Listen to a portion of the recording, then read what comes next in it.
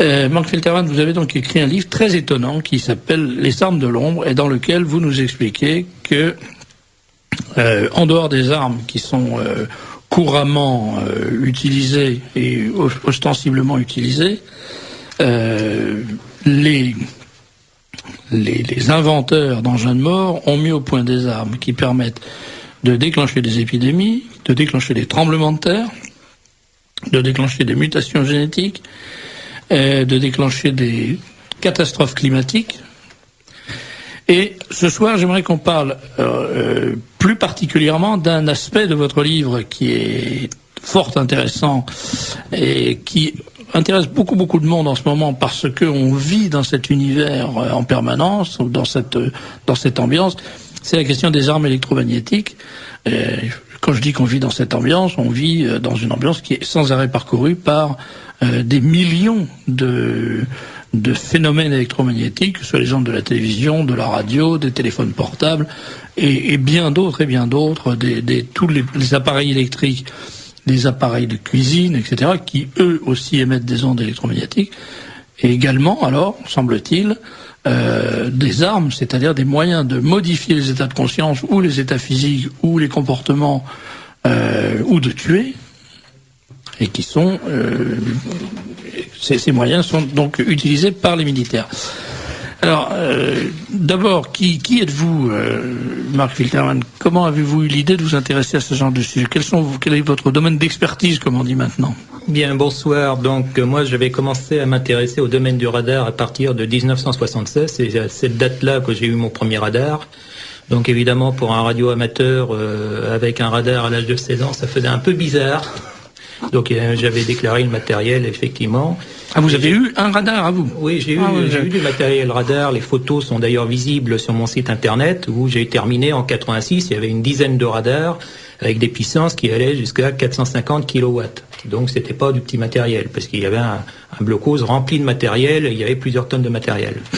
Le petit problème, c'est que je me suis rendu compte à la longue, déjà qu'il pouvait y avoir des interférences sur le matériel électronique, d'une part, et ensuite j'ai eu des problèmes de santé. Entre-temps, j'avais été embauché à l'armée de l'air de 80 à 85, et ma santé s'était détériorée de 83 à 85, j'ai plus les dates exactes. Et bon, à l'époque, on n'avait pas d'informations, il n'y avait pas Internet, il n'y avait rien du tout. Il n'y avait aucune information sur le sujet mes effets des micro-ondes sur la santé. Le syndrome des hyperfréquences, on ne connaissait pas. Et à cette époque-là, j'ai eu de sérieux problèmes de vue et c'est un militaire qui m'avait orienté, qui m'avait dit, attention, il y a certains risques avec certains matériels. À l'époque, je découvrais ça, j'étais pas du tout au courant. Moi, mon but, c'était de faire la recherche au niveau détection aérienne, de faire un dispositif de reconnaissance de cible pour à la ligne. Et ensuite, donc, après, il a fallu que je me remette un peu de mes problèmes de santé pendant 2 ans. Et après, j'ai repris des recherches donc sur les radars, mais orientées sur les effets des micro-ondes sur la santé. Et là, j'ai fait pas mal de découvertes, en ce sens quand le terme psychotronique commençait à apparaître, c'est-à-dire le terme de guerre psychotronique, où les Russes et les Américains faisaient des recherches pour interférer sur les métabolismes vivants ou interférer sur les cortex cérébraux, faire de la manipulation du comportement, ni plus ni moins. Et ces aspects-là ont commencé très tôt, puisqu'il y avait les recherches de Kolodov, de Leonid Vassiliev, qui étaient des chercheurs russes. Ils avaient une centaine de centres de recherche au moins de référencés. Et déjà en 1943, il y avait une étude de fait aux États-Unis suite à des problèmes de suicide qui arrivaient en nombre chez les techniciens radars, enfin des problèmes de santé divers, cataracte de l'œil, également tous ces aspects-là. Et cette opération-là a été classifiée. C'était donc Murphy Camp Operation en 1943, classifié secret 1944. Donc ça date pas d'hier. Ensuite, il y a eu des recherches à la clinique de Mayo sur des chiens qui ont été faits en les exposant à des micro-ondes. Ça, la Mayo Clinique, c'est le domaine de François Plantet qui a été... C'est reçu comme résident là. Il faut que vous parliez dans le micro, François, parce que... J'ai accepté comme résident en chirurgie, mais je suis pas resté. J'ai préféré aller à Houston.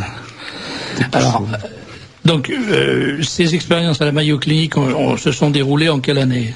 Alors, dès 1950, déjà pour vérifier effectivement s'il pouvait y avoir des cataractes provoquées par les micro-ondes. Et il y a Rossadet qui a fait ensuite un programme de recherche. Alors Rossadet, c'est pas rigolo puisque c'est un ancien scientifique de la NASA qui a été en plus consultant auprès de la Maison Blanche à l'époque, notamment à l'époque du signal de Moscou qui irradiait l'ambassade, la fameuse ambassade des États-Unis, où là le personnel diplomatique a eu des problèmes de santé. Qui irradiait, vous dites irradier, mais c'était pas avec des pas un micro-ondes, signal mais c'était nucléaire, enfin c'était pas de non, c'était des micro-ondes radio, mais on s'est aperçu, justement, c'est les problèmes de modification du sang au niveau de la chimie du sang qui ont donné l'alerte, et on a découvert qu'ils faisaient de l'espionnage par des dispositifs qui avaient été installés dans l'ambassade des États-Unis finalement, et ces dispositifs entraient en résonance quand ils étaient irradiés par ces faisceaux micro-ondes.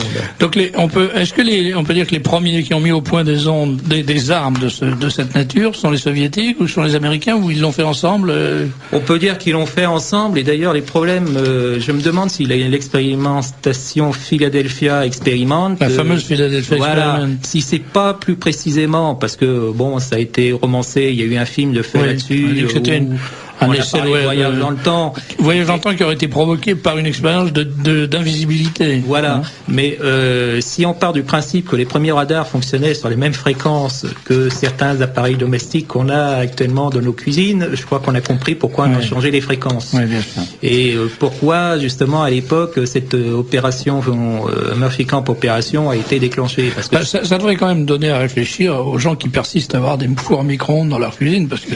Alors, il y a eu une étude de fait qui a été censurée, et le gouvernement suisse a été condamné à l'époque pour la violation de l'article, ça doit être l'article 10 sur l'entrave à la liberté de communiquer. Parce qu'effectivement, et ils ont des problèmes... bon, ça a un rapport aussi avec la stérilisation des aliments, c'est-à-dire que ce qui se passe, c'est que les aliments frais, notamment les légumes, quand on les cuit au four à micro-ondes, peuvent faire apparaître des radicaux libres. Alors, les radicaux libres sont cancérigènes. Alors, puisque vous abordez cette question, je me tourne vers le docteur Plantet. La question qu'on se pose tout de suite en lisant le livre de Mark Filterman, c'est la question des fondements scientifiques. Est-ce qu'il est sérieux de prétendre ou de croire qu'on peut fabriquer des armes avec des ondes radio, parce que c'est à ça que ça revient, ou avec du magnétisme? Je pense même que c'est très facile.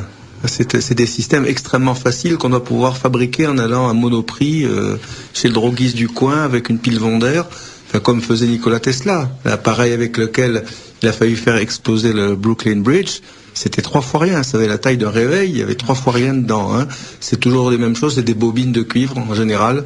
On fait tourner quelque chose, que ce soit des électrons ou de l'éther.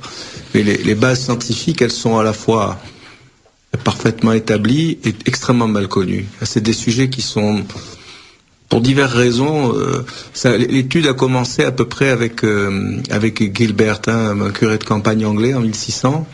Il s'est prolongé avec Otto von Guericke et son globe de soufre. Puis ça arrive à Galvani, qui a été le premier à parler d'électricité, et ça a déclenché une vague de répression scientifique extraordinaire. C'est un cas d'école, parce que c'était extrêmement mal vu, pour des raisons tenant à l'ambiance athée maçonnique, qui est des forces vitales. C'est extrêmement mal vu. Il y avait le vitalisme, qui était la théorie. C'est-à-dire que, pardon de vous couper, mais vous voulez dire que l'establishment s'est dressé contre les travaux de Galvani, parce que ça allait dans le sens de l'existence de la validité du vitalisme. Oui, c'est-à-dire que le tout étant plus grand que l'ensemble des parties, on savait bien que tout l'ensemble du système ne pouvait pas fonctionner sans un principe unificateur, qui était ce qui s'appelait depuis tout le temps, depuis Hippocrate, enfin depuis la nuit des temps, qu'on trouve dans les idéogrammes sumériens, comme la force vitale. C'est le vril, oui, c'est ça, le vril. C'est ce qu'on retrouve dans la théodicée de la Kabbale, sur les canaux des séphirotes, etc. Quelque chose qui flue et qui, effectivement... dont on ne connaît pas la nature. On ne connaît pas la nature, on sait qu'elle existe. Elle est dans tous les hiéroglyphes. Ça, c'est une expérience immédiate. Il suffit de voir une plaie cicatrisée pour toucher du doigt qu'il se passe quelque chose. Ensuite, la démarche scientifique, la première, c'est encore un hasard incroyable. Il y avait, dans le laboratoire de Galvani, il y avait une sphère de Guericke, qui est une sphère de sulfure, de soufre solide qui tourne et qui émet des charges statiques importantes. Et au moment où ça fonctionnait, il y avait un scalpel qui était planté dans une cuisse de grenouille. C'est pas fait pour être mangé, mais pour quelques menues études, quoi. Et chaque fois il s'est aperçu que ça se contractait. Donc, que le muscle se contractait. Ouais. En réalité, le scalpel jouait un rôle d'antenne. C'était une antenne, il y avait la machine qui était à 3 mètres, et chaque fois, il y avait une décharge dans l'air, c'est la base de... ça fait bouger les terres, c'est la base de la communication. Donc ça tendrait à accréditer la fameuse idée du transport d'énergie sans... mais ça c'est évident. Sans support, sans Bien sûr, de toute façon, le télégramme, c'est comme ça, c'est des mouvements dans les terres qui se transmettent comme l'eau quand on jette une pierre. Donc, Et alors, vous m'expliquiez en micro que contre Galvani, on a suscité en quelque sorte... Mais oui, parce que Galvani a approfondi les choses. Il s'est aperçu qu'on pouvait déclencher les contractions sans électricité, mais avec des fils de métal différents et soudés. Et à ce moment-là, Volta s'est précipité dessus. Il a servi qu'à ça d'ailleurs, comme ça. C'est-à-dire qu'il s'est précipité dessus pour montrer qu'en fait, il s'agissait d'une énergie purement biochimique et non pas d'un courant électrique à cause de la présence du fer. Ensuite, Galvani a montré on pouvait avoir des courants électriques simplement avec des courants de lésion, c'est-à-dire sans absolument pas de métal. Mais ça allait tellement à l'encontre des idées de la Royal Society, qui n'était pas très ancienne, qui avait supporté les travaux de Newton, et puis l'Académie du Lynx, qui était très ancienne en Italie. Et donc, à partir de là, il y a un mouvement très important pour lutter contre le développement d'une énergie vitale. Et ça aboutit, il faudrait peut-être détailler, mais c'est un peu trop long, mais lorsqu'on a découvert en Allemagne, parce que l'Allemagne joue un rôle clé là-dedans, dans l'extinction, sous des pseudo-progrès, elle joue un rôle clé dans l'extinction de la véritable compréhension des phénomènes vivants. En Allemagne, on a commencé par dire, puisqu'il n'y a pas d'énergie vitale, les systèmes sont mécaniques, donc on va connaître les composants, les couper en morceaux. Et à partir de là, on n'a plus rien compris à rien, parce que ne tenant plus le principe directeur général de l'ensemble, on est arrivé à la médecine actuelle, par exemple. Dans le domaine de la médecine, on comprend plus rien à rien. Puis parallèlement, il n'y a rien. On fait, dès qu'on a quelque chose qui sort surtout quand c'est dit par un médecin, on fait le tour de tous les spécialistes, dans un sens, puis dans l'autre, et puis en haut, et en bas. Et en fait, les neurophysiologistes savaient bien, une bonne partie savait bien, que la transmission électrochimique des neurotransmetteurs, ça explique rien. Ça ne donne pas l'explication de 5% des phénomènes. Alors, par exemple, on ignore totalement comment agissent les antidépresseurs. Il y a un exemple entre autres. Et parallèlement, des recherches se poursuivaient sur les courants continus, qui étaient justement ce que détestaient les autres, parce que les courants continus, c'est inexplicable. On n'en sait pas plus maintenant que du temps de Galvani. Tout ce qu'on sait, c'est que le corps humain ou les corps animaux sont des corps polarisés, avec un pôle positif, un pôle négatif, avec plusieurs centres. Et alors là, là vous avez des aspects de cette réalité qui sont assez stupéfiants. Enfin, c'est assez grandiose. Alors déjà, on sait qu'en là, ça va directement à l'appui de ce qui est rapporté dans votre ouvrage, monsieur. C'est-à-dire que quand on modifie les courants continus par des dispositifs simples, ça peut être un four à micro-ondes, mais ça peut être un sèche-cheveux qui dégage un champ magnétique invraisemblable. Ça peut être, là je disais déjà dans un livre qui est relativement ancien, mais qui est toujours valable, de Baker et Marino, qui sont pas des petites pointures. C'est deux professeurs. Il y en a un, il est à Upstate Medical Center de l'Université de New York, et l'autre il est à Louisiana State University. Ils ont montré que lorsqu'on soumet le système nerveux à un Motorola, par exemple, avec le champ est pas très fort, mais l'antenne est juste à côté de l'oreille. Et à ce moment-là, le contact est colossal. Et les modifications sont énormes. Bien qu'elles aient été niées tout le temps, avec des oppositions farouches des industriels, ça commençait on le sait depuis l'époque d'Edison que ça fait quelque chose. À l'époque d'Edison, alors c'est des expérimentations naïves, comme c'est souvent, c'est un peu comme pour le cholestérol. Ils vous disent n'importe quoi. Eh bien, ils ont mis des chiens dans un champ électrique en disant le chien ne se plaint de rien. Oui. Ce qui est quand même assez fort. C'est comme les chiens qui rentrent dans les endroits, pourtant il y a à l'entrée, il y a une pancarte interdit aux chiens. On se demande comment les a. On dirait qu'ils savent pas lire. Voilà. Alors, le chien se plaignait de rien.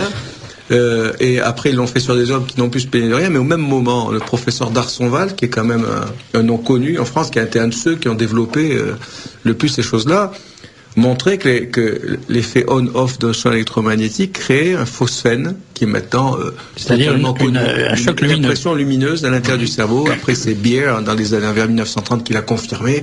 Et maintenant, on le sait parfaitement. Et alors,